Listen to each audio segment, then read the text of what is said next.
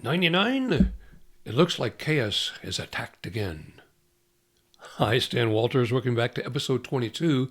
Inside the interview room, we're in our series now, Mutiny in the Mind, Part 2, Chaos versus Control.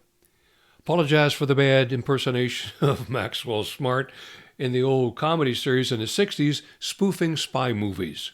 But in that series, there were good guys and bad guys. There's chaos and there's control. This is the same system that's at work in the operations of the mind and our cognitive reliability framework. Now, when executive control, that's the monitor of the brain, is working in full function, okay, it's organizing information by labels and sorting and recognition systems. It monitors all that input, deciding what we should do, how we should respond. It will also, as we're communicating, inhibit behaviors or inhibit verbal behaviors that might be not so well received. And it kind of says, okay, you need to censor yourself a little bit, right?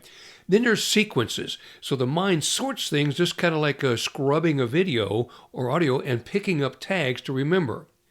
Now, when chaos kicks in, that's when the brain kind of almost starts attacking itself.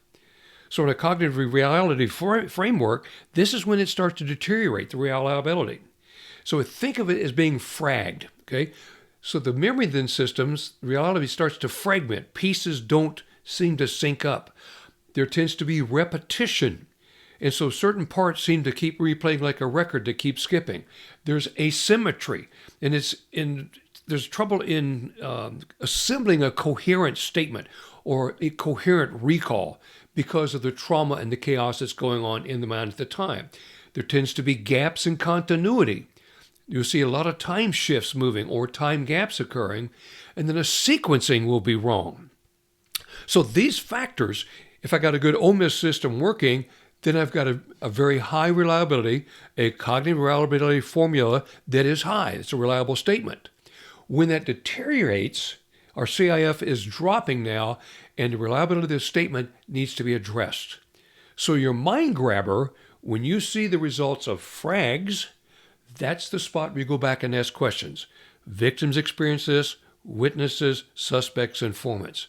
So our mind grabber, look for where the executive control has been fragged and follow up with your questions on those problem points and see if you can improve the reliability or if it decreases.